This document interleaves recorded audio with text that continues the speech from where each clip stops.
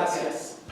Muchas gracias. Es un honor. Muchas gracias por haberme invitado y por haber acudido. Hablando del Quijote, alguien acaba de decir que todo hispanohablante debería leer el Quijote. Yo diría que todo el mundo debería leer el Quijote. Y de hecho, todo el mundo angloparlante, en particular de la fase liberal, los fundadores de Estados Unidos, los liberales clásicos, todos leían el Quijote. Era la obra creativa sine qua non de la época. Entonces era como libro de referencia y lo puedes ver en las cartas de Jefferson, en los tratados de John Locke, en Bastiat, por ejemplo. Bastiat tiene un ensayo sobre la ínsula Barataria, reinada por el gran gobernador Sancho Panza. Es un ensayo creativo, muy enigmático, pero a mi modo de ver, Bastiat entendió muy bien la filosofía, digamos, o la estética filosófica de Cervantes. Quisiera empezar con una cita de Pablo Neruda. Pablo Neruda no. Miguel de Unamuno, al otro lado del abanico.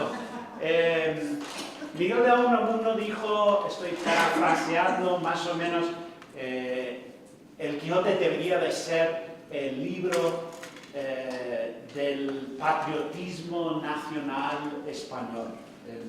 La Biblia, dijo, de hecho. Creo que en parte lo que quería decir con eso es que el Quijote es tan grande, es casi como la Ilíada para los griegos, ¿no? El Quijote para hispanoparlantes alcanza todo. Si tienes un tema, un problema, un dilema, cualquier cosa, está en el Quijote, ¿no? Hasta el fútbol está en el Quijote. Entonces, en ese sentido es como una Biblia en el sentido de ser un texto enciclopédico, ¿no? Pero también creo que tenía en mente, como miembro de la generación del 98, un deseo de aterrizar a la cultura española, volverla de cierto misticismo medieval al nuevo mundo burgués y material que estaba ya empezando a tomar control del, digamos, el Atlántico en aquel entonces. Y yo soy tejano y yo creo que el Quijote debería ser la Biblia Nacional de Texas. Me parece un texto ideal para esa conversación transcultural que tenemos que tener, porque el mundo es así. Y me parece un texto muy compatible que promueve puentes entre las dos culturas, si es que podemos llamarlas culturas. Y hay mucho allí, y el Quijote realmente lo leo cada vez más como un texto preliberal. Y os voy a intentar convencer de por qué. Y tenía unas notas que me hice en el avión, que ahora no sé dónde están. Aquí, en el boleto. Don Quijote y el libertarianismo, o el liberalismo, si quieren. En primer lugar, lo obvio. El Quijote es un texto anti-inquisitorial a favor de la libertad religiosa, la libertad de creer lo que quieras en tu mente, fundamental. Esa es la primera enmienda a la Constitución norteamericana, por ejemplo. Es profundamente así desde el inicio al final. Al final, Sancho viste a su asno como un reo de la Inquisición. Uno de los primeros episodios importantes en el Quijote, en el capítulo 6 de la primera parte, es una parodia de la Inquisición, la famosa quema de la biblioteca, los libros de la biblioteca de Don Quijote. En ese sentido, es un texto profundamente a favor de la libertad del individuo. Yo incluso tengo mi propia interpretación de Cervantes, creo que flirteaba con el calvinismo. Y para un madrileño en el siglo de oro, eso sí es radical, eso es revolucionario. es antiestatal en muchos respectos. Yo cada vez más leo a Cervantes como un monarcómaco. ¿Alguien sabe qué es un monarcómaco? No, muy bien. Había un grupo de intelectuales a finales del siglo XVI que promovían la política de asesinato de reyes como manera de conseguir libertad. Y Juan de Mariana, por ejemplo, es un buen ejemplo de un católico monarcómaco. Solían ser calvinistas, pero en este caso hubo unos ejemplos católicos. Eso lo puedes ver en el prólogo, donde Cervantes dice: bajo mi manto al rey mato, un refrán español. En la segunda parte, el prólogo otra vez anuncia el tema diciendo que no voy a escribir, o un hombre ha respondido a mi novela anterior con algo sobre lesa majestad. Alguien, no me acuerdo cómo caracteriza el texto del otro, dice algo como: no es como si hubiera escrito una novela de lesa majestad, o sea, crimen contra el rey. Entonces, ese tema antimonárquico está por todas partes. El mejor lugar a donde ir es el capítulo 17 de la segunda parte, donde es el famoso episodio de los leones de Felipe III. Don Quijote los vence de alguna manera, es su victoria, ¿no? Y al final le da una propina al leonero, le da una moneda de oro y dice: cuando llegues a Madrid, dile al rey, al mismo rey, algo acerca de mi victoria, ¿no? Y el leonero dice: eso lo haré cuando esté en corte, delante de la misma majestad, voy a decirse. Y esa propina de oro es interesante, porque otro aspecto muy liberal del Quijote y de Cervantes es que está muy preocupado por la inflación. Los Habsburgo, en mediados del siglo XVI, básicamente inventaron la inflación moderna. ¿Qué quiero decir con eso? Moderna en el sentido de industrial.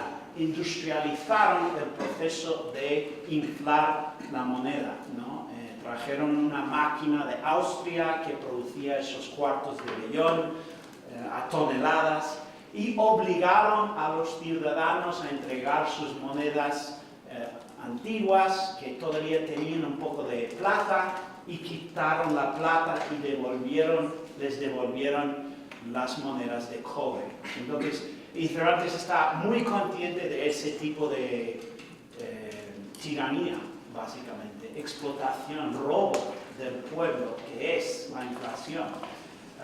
Lo puedes ver otra vez en el episodio de los leones con esa moneda de oro. Una de las, creo que es el primer símil del Quijote, es una obra literaria, creativa, entonces el primer símil nos debería de llamar la atención.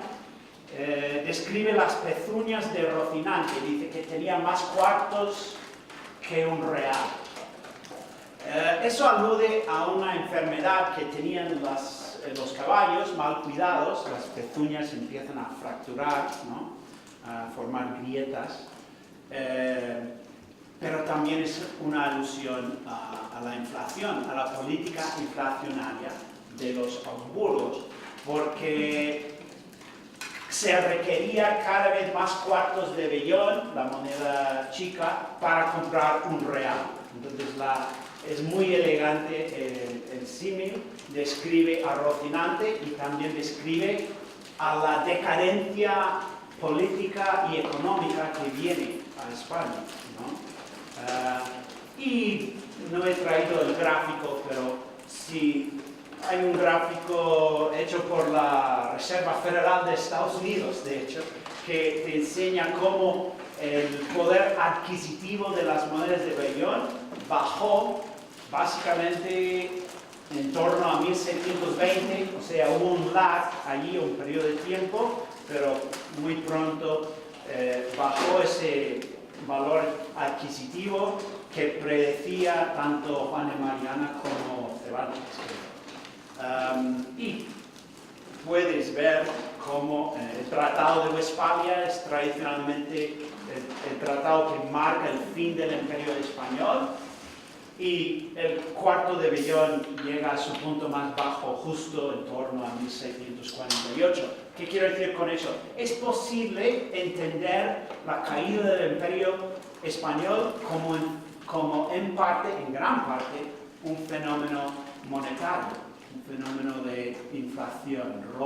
Cuando robas a tus ciudadanos, como todo el mundo debería saber, limitas la capacidad económica y la capacidad de ahí, incluso a tener poder. La Inquisición es antimonarca, también está en contra de la expulsión de los moriscos. Todos estos temas tienen que ver con la libertad, ¿no? Cervantes se opone a esa coacción. Entre 1609 y 1614,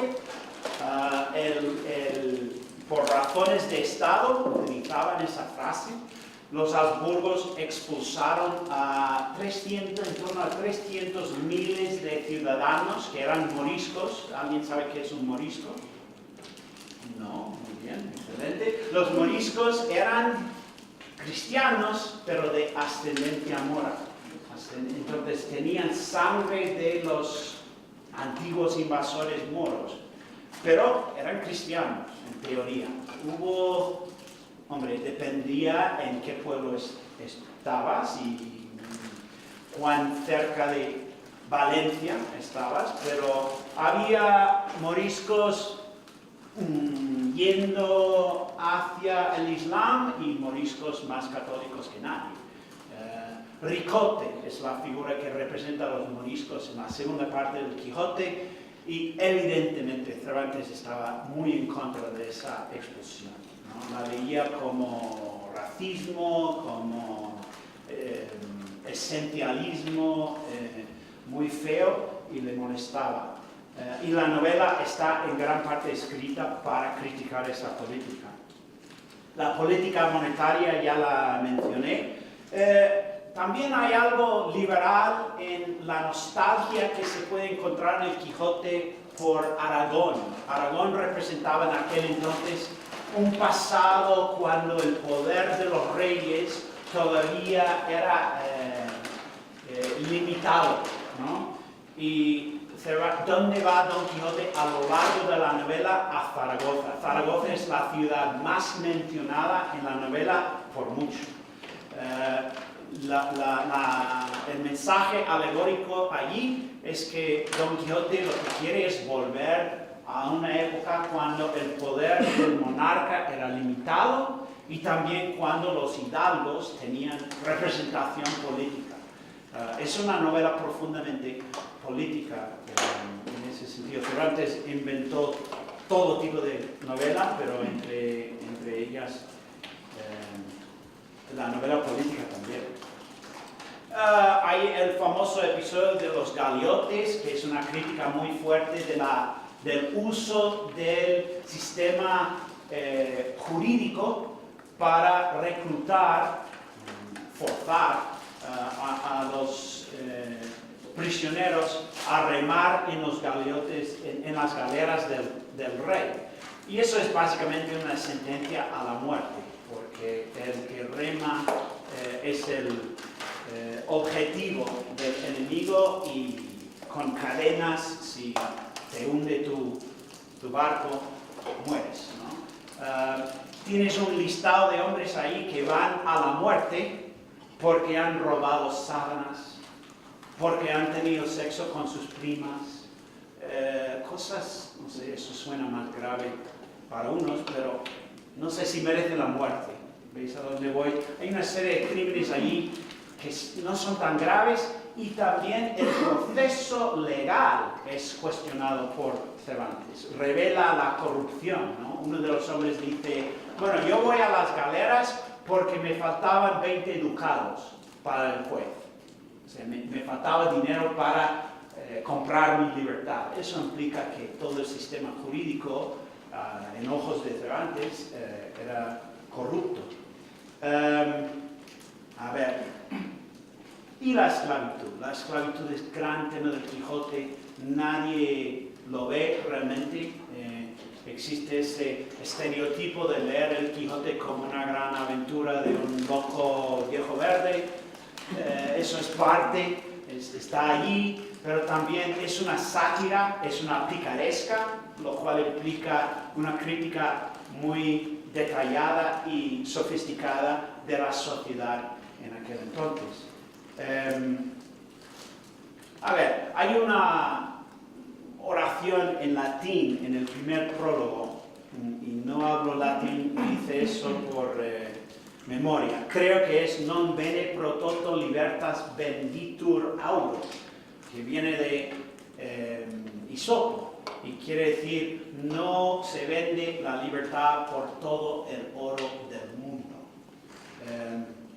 Yo vendo mi libertad por todo el oro del mundo, pero entendéis el significado de la frase, ¿no? Cervantes realmente establece con esa primera frase en latín, en el primer prólogo, el tema de la libertad como muy importante y como fundamental para su novela.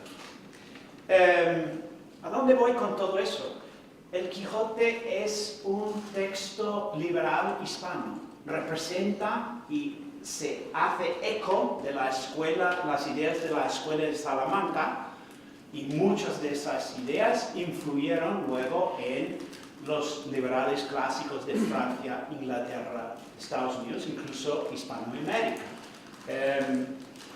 Es una tradición que creo que merece recuperarse o al menos estudiar, porque da punto de contacto entre los dos mundos de hispanoparlantes y angloparlantes, y creo que el Quijote es 1000 veces más divertido que Locke, por ejemplo. Me gusta Bastiat, pero soy fanático del Quijote. Me gusta reír cuando tengo que estudiar algo. Así que para mí es una obra de arte magistral que nos tiene muchas lecciones y de la cual todo el mundo hispano debería estar muy orgulloso. Está ahí a nivel de los grandes Cervantes. Y creo que allí lo dejo, solo un listado de unos pocos de los liberales influidos por el Quijote. Jefferson, yo soy de la Universidad, tengo mi doctorado de la Universidad de Virginia, y Jefferson, el gran fundador de Estados Unidos, siempre señalaba al Quijote como lectura fundamental a sus familiares, a sus amigos, Madison, por ejemplo. ¿Quién es más? Sabemos Bastiat, mencioné Locke, Hume también, Montesquieu, conocedor fundamental del Quijote, Mark Twain, claro, Huck Finn, todas esas novelas de Mark Twain son imitaciones, a mi modo de ver, inferiores del Quijote. Y Rand, voy a mencionar a Rand. Rand es muy interesante. Si pensamos en Atlas Shrugged, la idea básica de un mundo que es como un mundo de percepciones, compuesto de percepciones diferentes, ¿no? Hay personajes en Rand que ven la realidad, entienden lo que está pasando, y luego hay un montón de personas que no pueden ver esa realidad.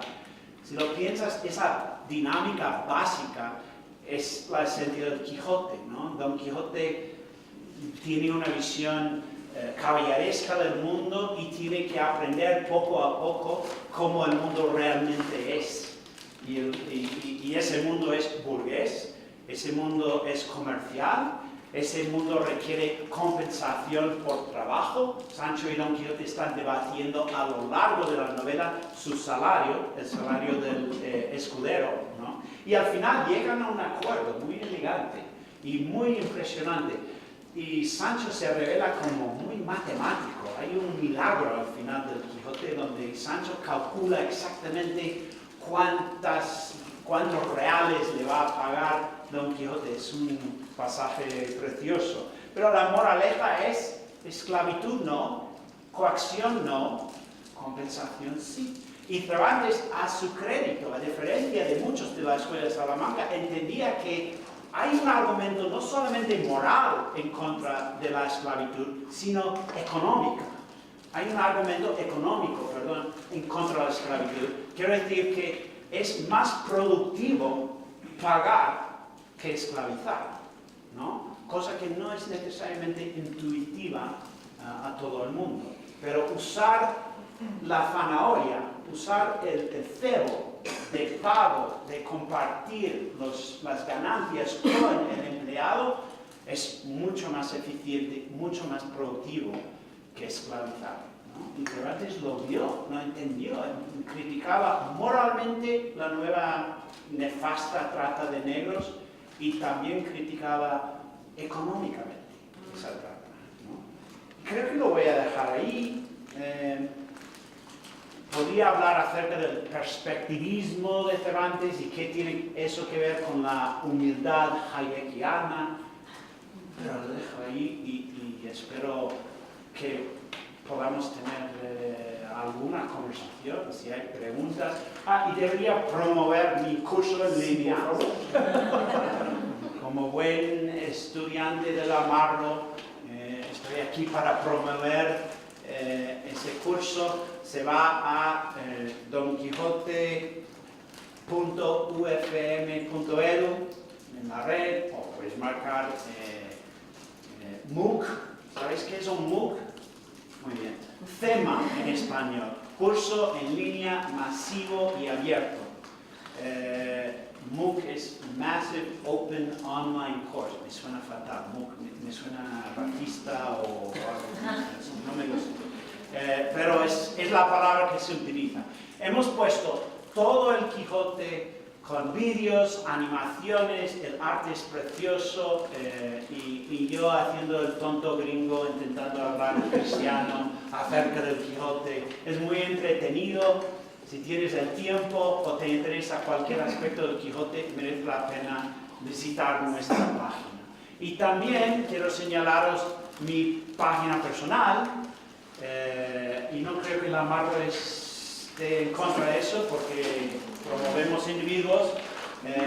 En academia.edu, que es una página donde todos los académicos ponen su trabajo, yo he puesto glosas, o sea, pequeños estudios acerca de todos los capítulos del Quijote. De momento solo los tengo en inglés, la versión en español viene, mis editores están trabajando en eso y mi español es peor que mi inglés.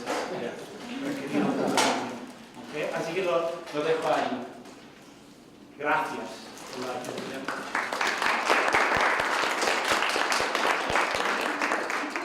Hizo mal el anuncio de su curso. Ay, Dios. Es un curso gratuito, está en línea, se puede entrar.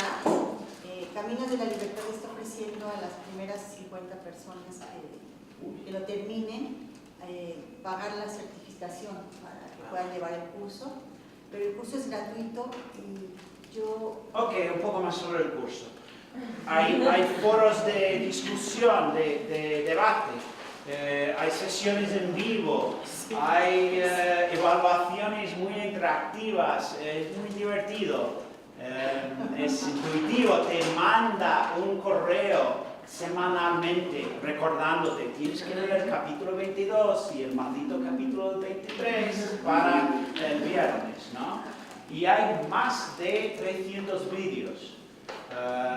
Entonces, no estamos hablando de leer el Quijote en un mes. Lo puedes hacer y es muy recomendable, pero yo típicamente tomo todo el año. Yo lo leo como un gran autor mexicano, Carlos Fuentes. Yo leo el Quijote anualmente. No, él lo leía en Pascuas, creo. Sí, en una semana. Yo lo leo a lo largo del año, pero anualmente es buena idea leer el Quijote. Es muy útil. ¿Qué más puedo decir acerca del Quijote? Tenemos 15.000 inscritos. Eso no es exactamente 15.000 estudiantes, porque no todo el mundo termina el Quijote. Normal. Es un texto muy gordo. pero nuestra retención es muy alta. Eso se debe al fanatismo acerca del Quijote, creo. Tenemos estudiantes de todas las edades, de todo el mundo. Hay japoneses, chinos, rusos. Puedes interactuar con gente en islas en el océano de India cuyo nombre no me acuerdo. Hay argentinos, mexicanos, guatemaltecos, estadounidenses, europeos, vienen de todas partes. El curso se ofrece en español y también en inglés. Me puedo imaginar incluso a un hispanoparlante queriendo ensayar su inglés, ya habiendo leído el Quijote, ya sabiendo un poco acerca del tema, es una buena manera de ensayar inglés también. ¿Qué más? Anualmente intentamos hacer el curso en ciclos, pero tú lo puedes hacer como quieras. O sea, existe la opción de hacerlo completamente según tu propio ritmo o inscribirte en una fecha cuando muchos más estudiantes van a participar también y eso facilita la conversación en los foros. Tenemos evaluaciones y certificación, o sea, te podemos enviar un certificado muy bello con una serie de caballeros que representan las fases de la novela. La hemos dividido en tres, ¿cómo son? Divisas, tres badges, ¿no? Perdón, 6 badges, 3 para cada parte. Así vas, no sé, recibiendo un poco de, ¿cómo es? Gratificación personal, completando los primeros 20 capítulos y luego pasas al segundo, ¿no? Yo estoy muy orgulloso y muy agradecido a mis colegas en Guatemala y la Universidad Francisco Marroquín, donde trabajo, por la oportunidad de haber emprendido esta gran obra. Y espero que todo el mundo tome en serio el Quijote, porque es un texto muy vuestro y es un texto muy aliado al caso o a favor para el liberalismo hispano, en ese sentido. ¿Algo más? ¿Jóvenes, alguna pregunta? ¿Cómo se llama el link? ¿Cómo se llama? El link El link es donquijote.ufm.edu. Espero. Me haría el favor de verificar que, bueno, lo tengo en mi tarjeta de presentación en algún lugar. Aquí está. Yo pongo un donquijote.ufm.edu. Y hay unos, puedes pinchar en inglés ahí en esa página para cambiar a la página de aterrizaje en inglés. Es muy divertido. Tenemos un asno en la página de ¿Alguna otra pregunta, jóvenes? cualquier cosa. No. ¿No? Miren, Nada. yo no soy quien para decir esto, pero yo he leído el Quijote 3 veces. Vale mucho la pena llegar a la palabra final, que es precisamente vale. Esta es la palabra con la que termina el Quijote. Y lo que sí les puedo decir es que no se es la misma persona antes y después de leer el Quijote. No se es la misma persona. Es una lectura que te cambia. Es una lectura que tiene todas estas posibles visiones, la de la política, la de la economía, etcétera, etcétera. ¿Sí? Es todo un universo, además de los dos personajes entrañables, porque sí acaban siendo verdaderamente personajes entrañables, que son Don Quijote y Sancho Panza. Y yo les diría, jóvenes, que dense la oportunidad. Miren, yo no sé si, como dicen mis hijos, es que ya te estás volviendo viejito, papá, y esto es tipo de viejitos, pero vivimos en un mundo que, al menos así lo percibo yo, cada vez más vulgar, más chato, más feo, ¿sí? Habiendo tantísimo que acceder en el ámbito de la literatura, de la música, de la poesía, del buen cine, que está ahí y la mayoría de la gente no lo aprovecha. Es un universo enorme de belleza, porque al final de cuentas de eso se trata, y no lo aprovechamos. Y fíjense ustedes cómo vivimos en un mundo, hombre, vean los programas de televisión o vean los programas de radio, una vulgaridad, una cosa verdaderamente, insisto, a lo mejor como dicen mis hijos, papás, ya te estás volviendo viejito, ¿no? ¿Verdad? Hay mejores vulgaridades en el Quijote. Sí, claro, mucho mejor. Mi favorito es el doble vomito del capítulo 8 por ahí, donde... No, es más claro, 13 o 14, con el bálsamo de Fierabras que bebe Don Quijote no le afecta, pero le hace vomitar a Sancho. Y luego más tarde Don Quijote se encuentra en una batalla, se cae de su caballo y toma el bálsamo y viene Sancho y vomita encima de Sancho. Y Sancho lo huele y lo pruebe y vomita encima de Don Quijote. Eso es algo de Family Guy, ¿no? Algo vulgar, pero vulgar innovador. Vulgar como nadie lo ha hecho antes. Cervantes es maestro de todo nivel de discurso, ¿no? Señores, dense la oportunidad, de veras. Hay una buena versión modernizada, por si acaso. Yo soy purista, pero estoy aprendiendo a no ser tan purista. Hay una versión donde toman esas palabras, no cambian nada de lo básico del significado del texto, pero astillero, ¿quién sabe qué es un astillero? Que es donde se pone la lanza.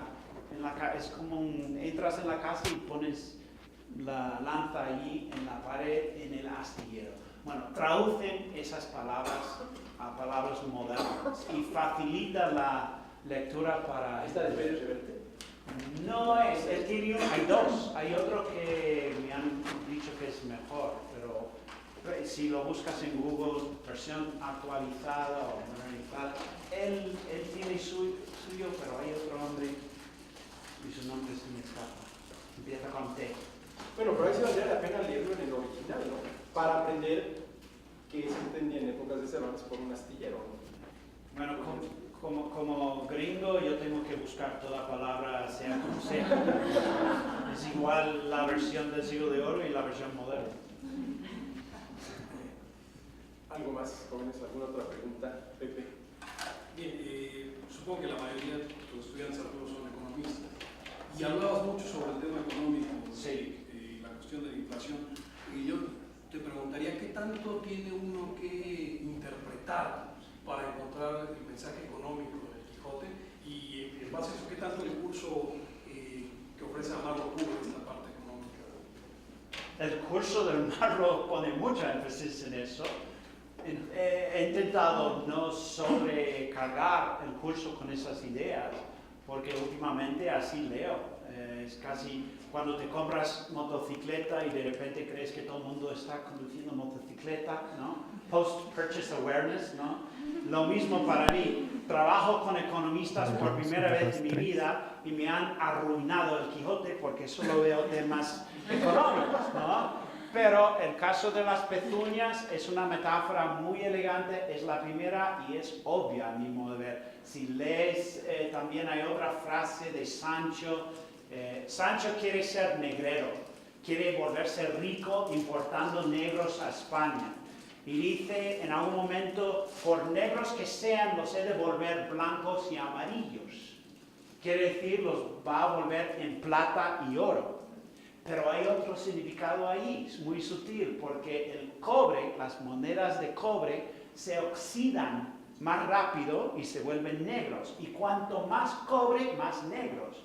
Entonces realmente está diciendo, yo voy a importar cobre inflada en valor y sacar plata y oro de España, que es exactamente lo que estaban haciendo los falsificadores de oro, las monedas de vellón, que surgieron en la frontera con Francia y Portugal. La política no fue sostenible precisamente porque sobrevaloraban el cobre, los Habsburgos. Entonces vinieron ingleses, franceses, portugueses, italianos para vender cobre a España. Y es eso lo que está describiendo Sancho. Hay múltiples momentos así. Pero vamos a incluso pensar en un término más filosófico y general. ¿Qué dice Montesquieu? Le doux commerce, ¿no? ¿Cómo es en español? El comercio dorado o el comercio dulce sería, creo. El dulce comercio, ¿no? El comercio enriquece a un país, ¿no? Y Montesquieu sabía eso. Cervantes también. La moraleja siempre es comercial. Don Quijote tiene que aprender que tienes que pagar por servicios. Siendo caballero, llegando a ventas, Don Quijote siempre quiere alojarse y salir. Pero los venteros necesitan ser pagados, compensados por la estancia, ¿no? Y eventualmente Don Quijote aprende eso. Esa negociación del salario de Sancho es preciosa porque llegan a un acuerdo, están calculando cuánto debería costar. Y eso no viene del vacío. Los salamantinos estaban debatiendo estos temas. ¿Cómo se consigue el precio justo en el mercado? Había unos que pensaban, bueno, tomas el valor del labor y los productos involucrados en la producción de la cosa y así consigues el precio justo. Todo liberal sabe que el precio justo se determina por el mercado, se determina por los deseos de los consumidores, ¿no? Es cosa subjetiva y tiene que ver con la utilidad que puedan encontrar para lo que les estés vendiendo. Ese mensaje está por todas partes. Entonces, no sé cómo responder a tu pregunta. Estoy comprometido moralmente a favor de la interpretación económica del Quijote, pero está allí, estoy convencido, por todas partes. Nada más, jóvenes. ¿Lo van a pensar? ¿Se lo van a tomar en serio? De Lo veras. vendieron en la escuela cuando estaban en secundaria o prepa. Eso es lo que digo. Cuando yo estaba en secundaria, yo la primera vez que leí el Quijote fue en tercero de secundaria, con el profesor Arturo Nava, que era el profesor de literatura, oriundo de Chilpancingo, Guerrero, porque era de Chilpancingo. Y no saben verdaderamente lo que fue ese año leyendo el Quijote, porque todo el curso de literatura, los 2 semestres, fue el Quijote. En la edición de sepan cuántos de Porrúa, cuando los libros eran de doble columna, todavía lo tengo, ese libro forrado con el plástico que lo forró mi mamá. Les estoy hablando de 1972-73. Es como el carbono. Sí, y eso es lo que se leía en aquel entonces, el Quijote. Y fue una experiencia maravillosa porque además el profesor Nava se sabía la vida de Cervantes al derecho y al revés, la época de Cervantes al derecho y al revés, se sabía el Quijote al derecho y al revés y al derecho. Entonces fue una experiencia verdaderamente maravillosa, ¿no? Dense la oportunidad, jóvenes, de veras, una es la persona antes de leer el Quijote y otra muy distinta después de haberlo leído. Considérenlo, y ahora con toda esta facilidad que se tiene, y lo interactivo, Sí, de veras, se puede leer en línea, como ya sabes, ¿no? Centro Virtual Cervantes tiene toda la edición de Francisco Rico. Las notas, cliqueas en el número, te da la interpretación de la palabra. O sea, realmente no tenéis excusa. Y lo hacen a su tiempo, sí, no hay excusa, no hay excusa. Nada más, señores, de veras, de veras. Eric. Bueno, gracias a ustedes.